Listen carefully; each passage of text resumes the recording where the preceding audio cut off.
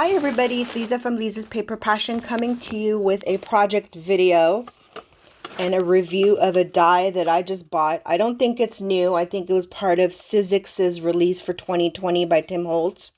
And it's called a curio box. So I'd want to show you the project that I made with it before I show you the die, just because it's cute.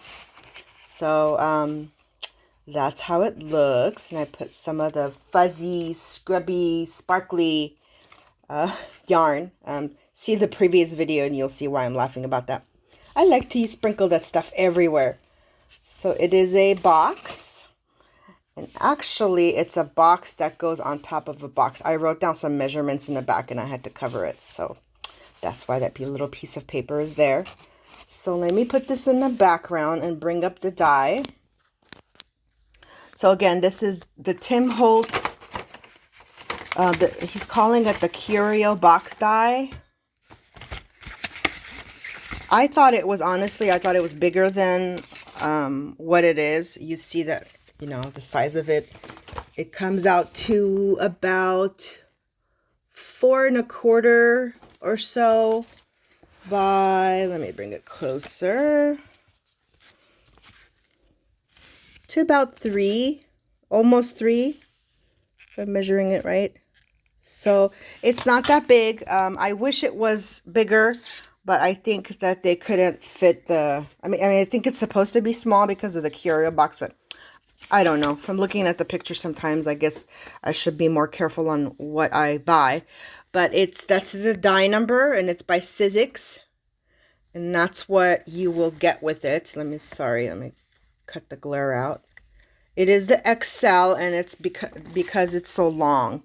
So you definitely have to have one of these long plates. As you can see, mine is well loved. You have to have the long plate to use it. I mean, you can use it with any die cut machine, but you have to have the long plate.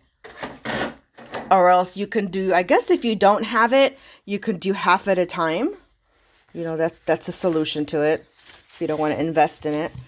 But, so this is the die. That's the back of it.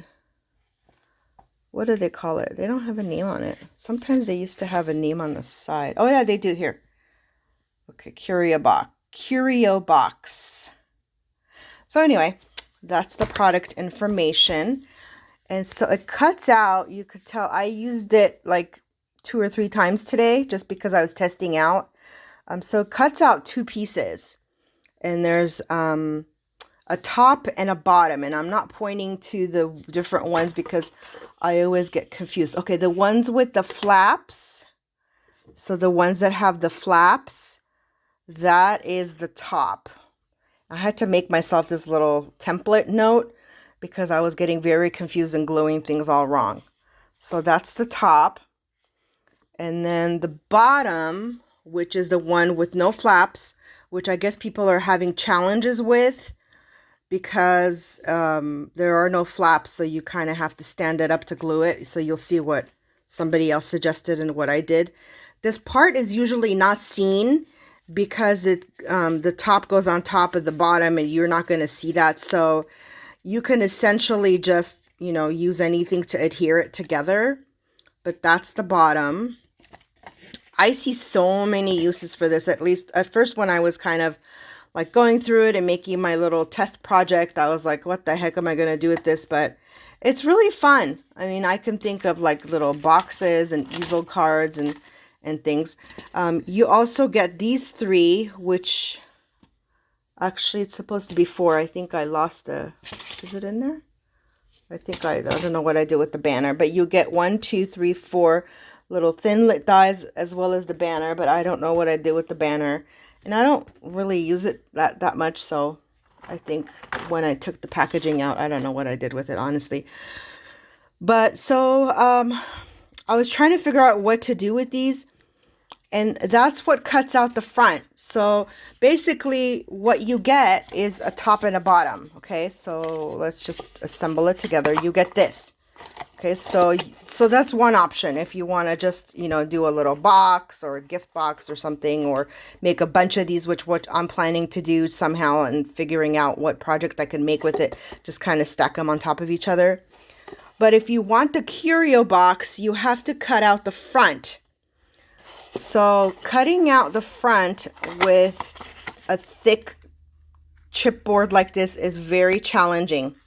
So what I recommend is to do the bottom, this part, with like a thicker chipboard, and then the top to do a, sorry, I just got a message on my phone. I got squirreled. This top part to do with scrapbook paper and maybe do a couple of layers, because you want one of them to be sturdy. And at the end of the day, this is going to go on top of here. And you want one of the parts to be sturdy. And the reason why the top you can't cut out with like thick cuts like this was a boo-boo, is because when you put, and this is if you want the top part cut out. If you want the box just like that is, then that's fine. But the reason why, sorry, all that noise, is because you're going to put this design, whatever you want your cutout to be on top, you want it to, excuse me guys, sorry for the pause there, you want it to cut out this part, and it's not going to cut out a material such as this. So that's why I recommend you use a you could use a thicker scrapbook paper or a cardstock paper, but not chipboard. That's not going to work. So the way you get the top again is to get this, you need to cut the front. So that's what he gives you options. He gives you the thicker, the frame that takes up a lot of the paper. This is the one I used for mine right here. And then you can make it oval if you want to, whatever you want to make. You can make the smaller oval. Somebody even suggested you mix up, you get all fancy schmancy and play with these. Play with some cheap paper, figure out what, how you want to do it. Somebody even suggested to layer some of these dies, which I haven't tried, to make like a really interesting curio. So anyway, this is how, again, my project came out. Now that you see that. So the bottom, this is why the reason the bottom, this piece is made with the thicker. And see what I mean about when you put the washi tape in, that's exactly what I did. You can't see it. That's how I sealed the sides. And then that's going to go, underneath. So nobody's going to really see. See, you can't see it. That corner right there. All four corners. That's how I did it. And I think that's about it. I just wanted to do a quick review. If I do, you can even put acetate on here for those of you who, like to cut the acetate out. And to do that, you basically pretend this is your acetate piece. Just pretend it's a square piece of paper. You cut the acetate out with one of the dies that you used for that cutout. In my case, actually, it would be this one. How cool would it be to put two together and then to put like sprinkles in between for snow? So you can even do that, and then that acetate would go underneath the top piece. So hopefully that made sense. But anyway, just a quick review on my new Tim Holtz toy. The curio box die. Let me know if you have any questions, and thank you for watching. God bless. Please subscribe. Thank you.